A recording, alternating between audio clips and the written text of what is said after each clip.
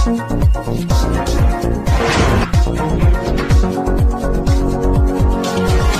देश में जो सरकारें बन रही हैं वो गौ हत्या को बढ़ावा दे रही हैं। ये गौ हत्या सनातन धर्म में बहुत बड़ा पाप, महापाप बताया गया है। किसी ऐसे प्रत्याशी को वोट दे दिया जो आगे चल करके गौ हत्या को बढ़ावा देने वाला है तो उसका पाप तो मतदाता को भी लग जाएगा ना। सनातनी धर्मियों की जो मांग है वो कमजोर है, उस मांग को और तक तेज करना पड़ेगा।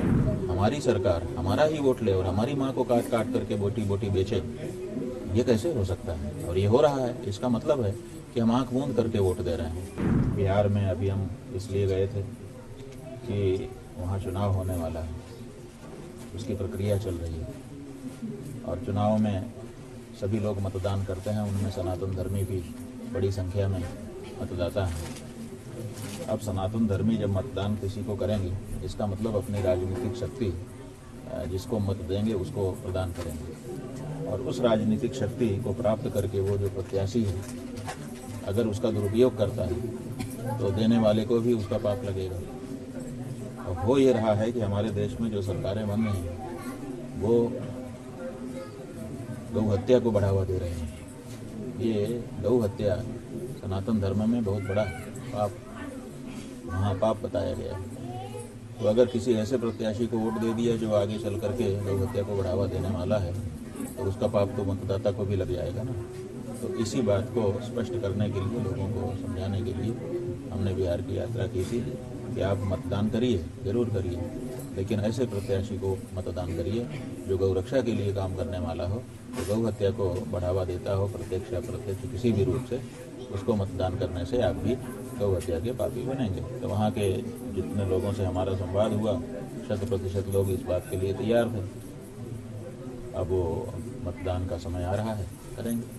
गौ माता के संरक्षण और उसको बचाने के लिए आपकी ओर से क्या कुछ प्रयास? देखिए, हमारी तरफ से हम भारत की जितने भी विधानसभा क्षेत्र हैं, हर विधानसभा में एक रामाधाम की स्थापना करने के लिए इस समय कार्य कर रहे हैं। उस रामाधाम में 108 गौ माता माता के रूप में, पशु के रूप में नहीं, सुखपूर्वक निवास करें, ऐसी हमारी इच्छा है। तो वो काम शुरू हो गया है, सैकड़ों विधानसभाओं में कार्य चल रहा है। धीरे धीरे उसका मूर्त रूप आ जाएगा, आप लोगों के सामने आ जाएगा। जब वो हमारा रामाधाम का आयोजन सफल होगा, पहले 4123 विधानसभा पूरे देश में है, अगर हर जगह पर वो मॉडल बन गया और बन करके चलने लग गया और सफल हो गया, तो बहुत सारे लोग फिर उसी मॉडल पर आगे काम करना शुरू करेंगे और इस तरह से गौ माता की सेवा शुश्रूषा फिर से जैसा कि परंपरा से इस देश में होती रही है होने लग जाएगी। गौ माता को राष्ट्रमाता से घोषित करने के लिए आपने काफी लंबे वर्षों से प्रयास किया है, लेकिन अभी तक इसमें कुछ ध्यान नहीं आ रहा है सरकार को। ठीक है, ध्यान नहीं आ रहा है, आज नहीं आ रहा है, इसका मतलब हमारे प्रयास में अभी कमी है। इसका मतलब हम सनातनी धर्मियों की जो मांग है वो कमजोर है, उस मांग को और तक तेज करना पड़ेगा। आखिर सरकारें हमारे अनुसार के लिए काम करने के लिए ही तो बनती हैं। हमारी सरकार हमारा ही वोट ले और हमारी माँ को काट काट करके बोटी बोटी बेचे, ये कैसे हो सकता है? और ये हो रहा है। इसका मतलब है कि हम आंख मूंद करके वोट दे रहे हैं। जब हम अपना वोट इस बारे में स्पष्टता के साथ देना शुरू करेंगे कि हम गाय काट के लिए वोट नहीं दे रहे हैं, तो स्वाभाविक है फिर नेताओं को इस बारे में विचार करना पड़ेगा।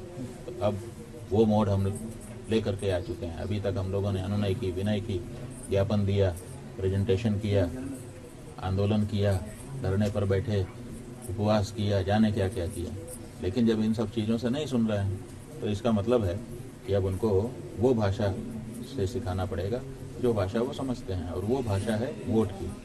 वोट मिले ना मिले, दोनों से नेता को फर्क पड़ता है। मिलता है तो वो घमंडी हो जाता है, मनमाना करने लगता है, और नहीं मिलता है तो उसको सोचना पड़ता है कि मैं क्या करूं कि मुझे मिल जाए। तो अगर सत्य सनातन धर्म को मानने वाले, अगर गौ माता के प्रति भावना रखने वाले लोग इस बात का आग्रह कर लें कि हम तो उसी को वोट देंगे जो गौ माता की रक्षा के लिए शपथ पूर्वक उद्घोषणा करेगा, तो नेताजी को आज नहीं तो कल ये करना ही पड़ेगा। इसलिए अब की बार जो तरीका अपनाया जा रहा है, इसको अगर हम लोग आगे बढ़ाते रहे तो कोई भी पार्टी का नेता हो, उसको गौ माता की रक्षा के लिए आगे आना ही पड़ेगा। अब की बात का ब्रह्मास्त्र है, अचूक अस्त्र है, बस चल भर जाए।